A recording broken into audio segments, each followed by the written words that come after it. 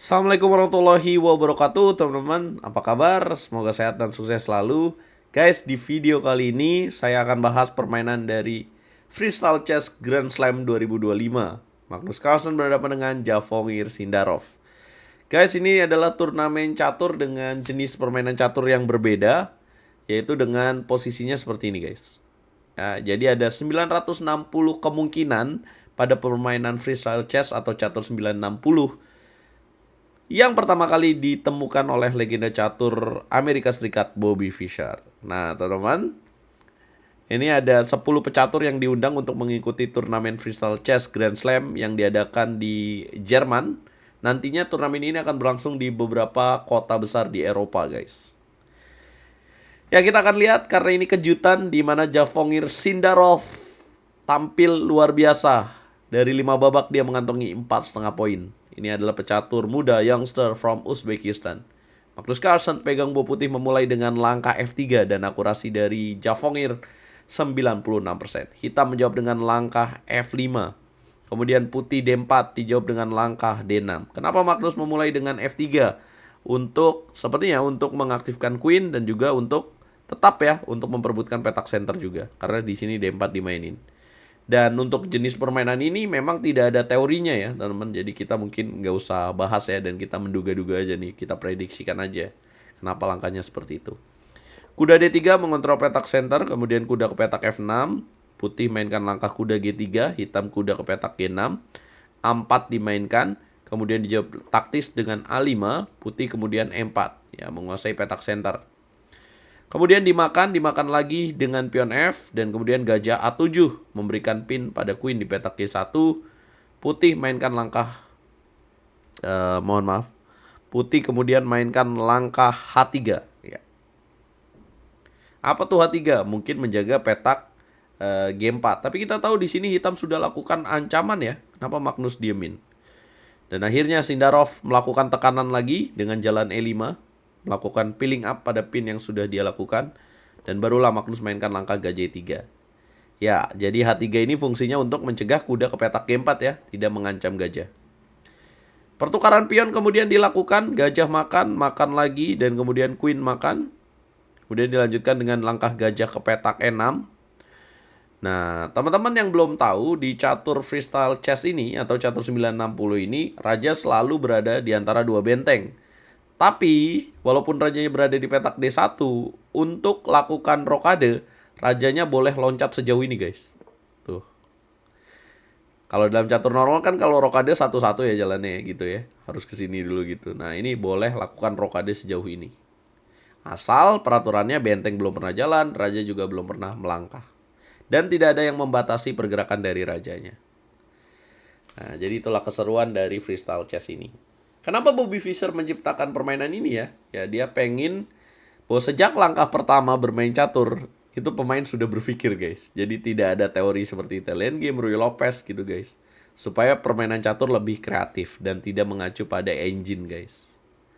Rokade dilakukan.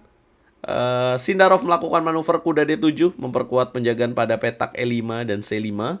Magnus masih memiliki masalah pada gajah di petak B1, tapi dia lakukan serangan dengan kuda F5 menekan pion G7, ditutup dengan kuda G ke petak E5. Magnus kuda F4 mengancam gajah, tapi bukan langkah yang tepat. Seharusnya di sini Magnus mainkan langkah menteri E3 untuk menteri G5. Kenapa tuh tidak tepat, teman-teman? Kira-kira apa langkah terbaik hitam? Ya, hitam masih bisa mengancam balik dengan gajah C4, mengancam benteng, benteng F2, dan gantian Sindarov yang menekan balik dengan G6. Memaksa Magnus untuk mundur dengan kuda E3 dan kemudian ditekan lagi dengan langkah G5 mengancam kuda F4 dan Magnus kembali melakukan kesalahan. Harusnya di sini dia melakukan pertukaran ya. Tapi dia memilih kuda F ke petak D5. Lagi dan lagi Sindarov menemukan langkah yang tepat untuk menukar benteng dan kemudian dia lanjutkan dengan menukar gajah dan kuda, dimakan dengan pion oleh Magnus, ya sepertinya ingin memperkuat dan untuk mengaktifkan gajah di petak B1. Tapi hitam juga punya kekuatan setelah pertukaran petak D5. Kita lihat kudanya sangat kuat di petak E5 dan C5. Magnus naikkan benteng ke petak A3, kemudian hitam menteri ke petak G6 naik. Magnus melakukan kesalahan dengan mundur menteri ke petak D1. Harusnya di sini bisa memilih langkah yang tepat ya, yaitu kuda G4. Tapi memang di sini posisinya sudah lebih enak untuk hitam. Kenapa teman-teman? Kenapa Magnus mundur? Sepertinya menghindari ancaman dari Menteri F6 dan nanti kudanya bisa discover check ya. Contoh di sini ada langkah C4. Nah, C4 nggak mungkin ya karena menterinya hilang. Contoh di sini putih mainin langkah let's say harusnya sih Raja G1 ya. Kenapa nggak Raja G1 aja? Ini mungkin aman. Tapi saya mau kasih tahu bahayanya apabila B3 bisa dilanjutin dengan Menteri F6 seperti ini apabila Raja ke petak G1 dan kemudian ada kuda ke petak F3. Ya. Dan Menteri D1 juga tujuannya untuk menjaga gajah sebenarnya. Jadi dia mau jalanin langkah C4. Apa langkah terbaik yang harus dimainkan oleh hitam? Ya, harusnya rokade di sini sudah unggul besar. Tapi hitam mainkan langkah ancaman yang bagus juga. Menteri ke petak E4. Kemudian putih C4, dilakukan skak Menteri F4. Kemudian Raja G1 dan lakukan rokade panjang. Ini menariknya. Tuh. Langkah yang tepat. Yes, tapi putih mengambil pion di petak H7. Gimana tuh? Sindarov lebih memikirkan posisi Raja ke petak B8. Putih mainkan langkah benteng C3. Hitam mainkan langkah benteng E8. Mengancam tidak langsung kuda di petak E3. Dan Magnus melakukan kesalahan di sini dengan gajah C2. Sulit posisinya memang. Teman-teman, harusnya di sini langkahnya juga sulit untuk dimengerti karena di sini engine lebih pilih langkah G3. Setelah dimakan baru jalanin langkah kuda G2. Tapi pun ini tetap unggul buat hitam ya. Karena ada langkah ini kuda C ke petak D3. Ya, yang kalau dimakan pakai benteng mungkin ya. Kalau dimakan pakai bishop di sini jelas kalah karena ada kuda F3. Kemudian Raja F1 ada benteng F8. Susah lah.